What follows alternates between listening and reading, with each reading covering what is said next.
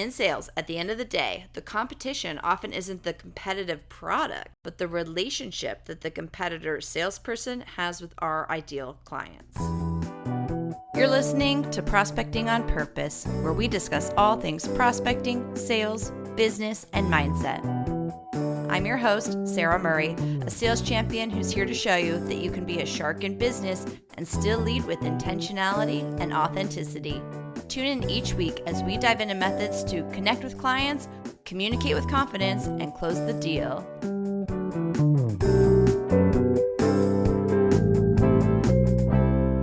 Welcome to Prospecting on Purpose. This is episode 21. The show can legally drink in the United States, and to celebrate, I am going to talk about my favorite topic. Today's episode is going to cover the art of building relationships specific to our careers and our work efforts. There are two reasons that this is my favorite topic. The first is pretty simple. I enjoy the relationships that I have with people.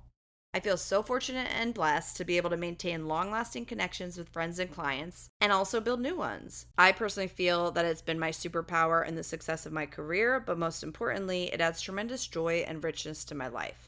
And the second reason, in a sales function, the ability to quickly build and maintain relationships is the ultimate skill. And it's a soft skill, so it's hard to metric and measure the ability to create these impactful relationships.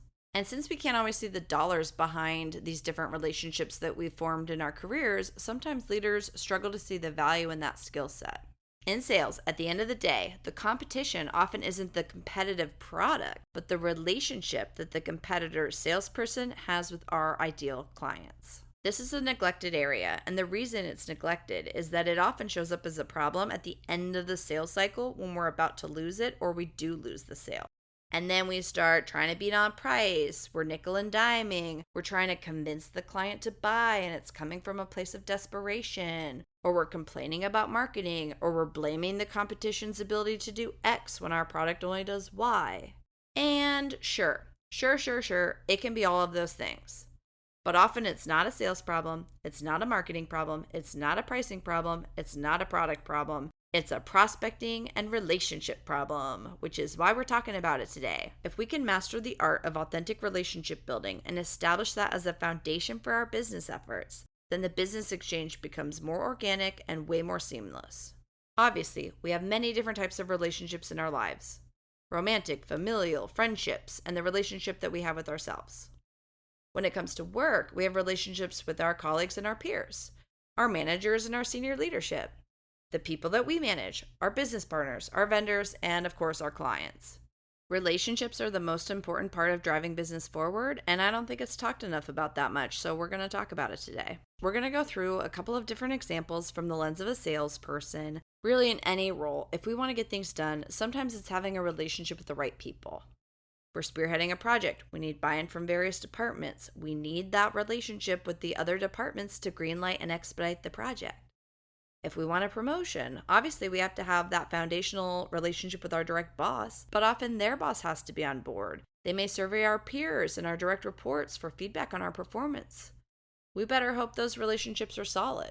Quick example here, I've held some very technical roles with complex product, complex installations, and things could go wrong because it was complicated. And I am not an engineer. I would probably score myself like a 6 out of 10 on the technical savvy scale.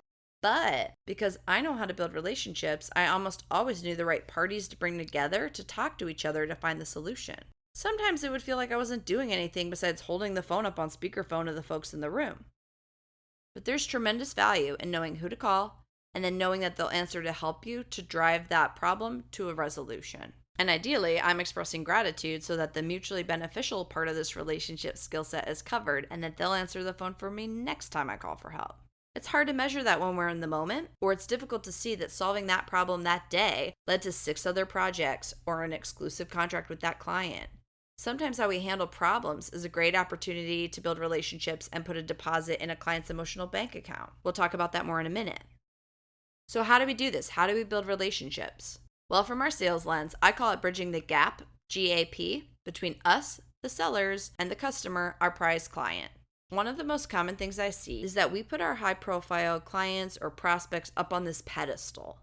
right? Maybe they're the client we really want to work with because of their market share or their position in the industry. Maybe it's the owner or an executive of a company we're already doing business with, but not at the senior leadership level. Maybe it's someone who's in a high visibility position, or they're the lead on a major project that we want our product or service to be sold into. Whoever that client is, we've put them up on this pedestal. And that is okay. It is important to respect and admire our client. But when I say bridge the gap is between us on the ground and our client up on this pedestal. And this is really important. To bridge that gap, we are not taking our client off of the pedestal, but we're putting ourselves up on it with them.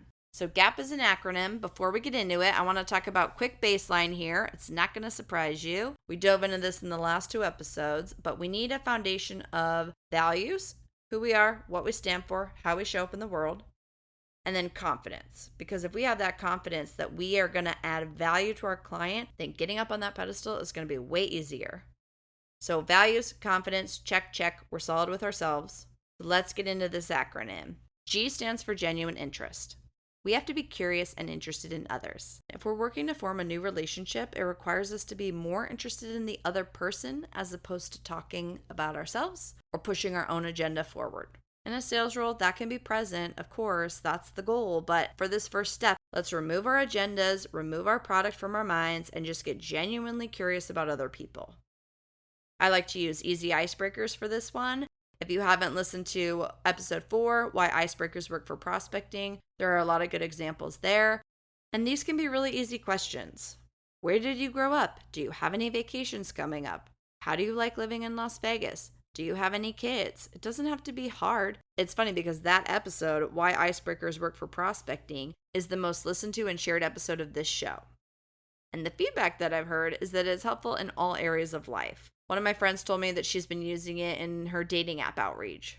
Another person told me that they've incorporated some of those into their hiring questions as a way to create quick connection before the interview day. Easy, simple ways to establish connection, and we're doing it by expressing genuine interest. And it's important to note here that the genuine piece must be present. It's so easy to tell when it's not, so make sure that you're connecting on something that you're truly interested in learning about the other person, because then that genuineness is going to shine through in the interaction. And if this thought is intimidating, then I would encourage you to practice. Practice at the grocery store. Practice with your family and friends. Practice in low-stake environments and see how easy it is to quickly connect with others. So, genuine interest is getting us to that pedestal. Next up, A stands for authentic relationship building. There are 2 parts to this. The first part is to just be cool. And when I say be cool, I'm not talking about having a verified Instagram account or you're wearing the latest fashion. Be cool means being your authentic self and be someone who leaves people feeling energized versus drained. If we go up to someone and we just start talking about our product, we're not expressing any interest, we're not making any effort in building the relationship, we are leaving the other person drained. So that's not what we want to do. Please be cool, leave people feeling energized, and do it by being yourself, right? Authenticity is important. The second part of authentic relationship building is understanding and making deposits in the other person's emotional bank account. The emotional bank account is essentially a system of emotional deposits and withdrawals in relationship building. And if we're approaching a new client and we can get some quick social equity in, that's going to give you a quick elevator right up to that pedestal. So how do we do this? There are a lot of different ways. I'll give you a couple personal examples. My grandpa in the suburbs of Los Angeles had an avocado tree at his house. And during avocado season, I would bring avocados to everyone. I'd give them to the parking attendant at my office. I'd walk around the office and drop one off at people's desks. I'd pack them in a carry-on bag and take them through TSA on business trips. California avocados. I'd package them in a branded gift bag and I'd bring them to high-profile meetings and gift them to my clients. It cost me no money. It took the tiniest amount of effort. But that small amount of effort would pay off tenfold, hundredfold in my work efforts. If I'm running late to a meeting, that valet guy's going to grab my car first because I took the time to learn his name, share an avocado when I thought about it. In my earlier example of making calls and connecting the right people to solve a client's problem, I probably dropped an avocado off at their desk in the past. I have a deposit in my colleague's emotional bank account. And when I need to make a withdrawal, like calling and asking for help in solving a problem, it makes it a lot easier for me to ask for help. And the reason it's easier is that it's coming from a point of an emotional relationship connection as opposed to, my role is a salesperson and your role is to help me solve this client's problem. No, we have to have a mutually beneficial relationship, and that person helping me now has a deposit in my emotional bank account. This is how we build relationships. And I know it feels odd and transactional to break it down this way, but the art of building relationships can be a complex topic, and it's difficult to give tactical examples, so I'm trying to give some real and tactical examples here. The emotional bank account is how you add value to your client before you start asking for things. We jump on that pedestal and we try to make withdrawals from our client's bank account. We're withdrawing from an empty bank account. There has to be equity in the bank before we can take things out of it. Obviously, this has to come from a place of authenticity, though. I'm not dropping off an avocado at someone's desk because I think one day I might need to call them for a favor, but it's a lot easier to make the ask if that foundation's there. And there are a lot of ways to do this that don't involve an avocado tree. If we see our client won an award or wrote an article, how easy, free, and thoughtful is it to just send them a quick email? Hey, I read this article. I thought it was great. Here's my 2 takeaways I got from it. Boom. Easy. I recently had a listener send me a really nice note on LinkedIn with some of her takeaways from the podcast, and it was so sweet. And there wasn't a hidden agenda. It was just a genuine little thank you note. But her product is absolutely something I could use in the future or that my clients might need. But she's on my radar because she put a deposit in my emotional bank account without asking for anything in return. How many of us get LinkedIn messages trying to sell us stuff? Everyone! How can we use the emotional bank account in our prospecting efforts to add value to a prospect without asking for anything in return? Other quick, easy examples to start this emotional bank account deposit. I like to share books that I've read, podcasts, recipes, hiking trails, whatever we're interested in. If we express genuine interest in others to find those shared connection points, then creating emotional bank account deposits becomes really easy and it's fun. And then the P in our Bridging the Gap stands for prized clients, or essentially prized relationships. Once you do the first 2 steps, this part becomes very, very easy. If we skip the first 2 steps, we'll never get ourselves on that pedestal because there's no relationship. There's always going to be a disconnect, and we're going to lose to the people who do make it up on that pedestal. So, a short example in bridging the gap and getting all 3 of those steps. I've shared that I used to sell fire pits, and one day I'm at a trade show in North Carolina, and a man walks by, and his badge had the name of a brewery in Los Angeles that was by my house. So I stopped him and I asked him if it was his brewery, and he told me that he sold it last year to Anheuser-Busch. So obviously I gave him a high five, told him congratulations, and then the first thing I said was, well, I'm so happy for you, but I really hope that they keep the Hearts of Palm ceviche dish because I'm a vegetarian and that's one of my favorite things. And he starts getting excited and says, that's my recipe. I'm a vegetarian too. So we're nerding out at this point, and I ask him, well, what are you going to do with all that Anheuser-Busch money? And he told me he was going to open 5 new restaurants in LA. And I replied with, have you considered fire elements for your restaurants? And now we're in the booth, and now we're talking business. That whole exchange took about 3 minutes. And he wasn't going to stop by my booth. He was power walking down the aisle. But I grabbed him from the aisle by expressing genuine interest in him, and then his business.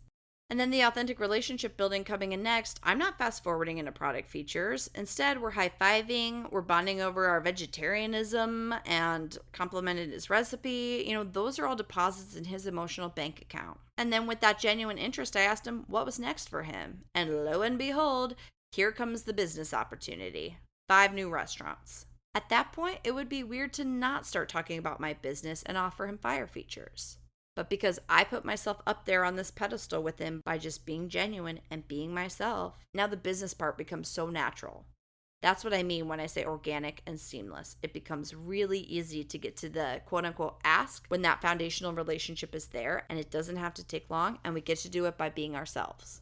It's a small, silly example, but it's a good one because at most trade shows, we just jump right in and regurgitating product facts without any relationship established or understanding of the person's needs. So to recap, the art of relationship building starts with that solid foundation with ourselves, understanding our values and what we stand for, and then confidence that we have something to offer the other person. Those 2 things need to be in place, and it's a constant work in progress. But if we have that working relationship with ourselves, it's going to make it a lot easier to bridge the gap and align ourselves with our clients. So bridging that gap requires genuine interest, authentic relationship building, which leads to prized clients. There are so many different areas that we can expand on the importance of relationship throughout this show. There are some real skills here, and it's not always obvious when they're absent, but it's really obvious when it's present. Leaders and sellers are able to communicate more effectively and influence the outcome if they have the ability to build relationships. Our competition is not our competing product or service. Our competition is the relationship that the competitor salesperson has with our clients.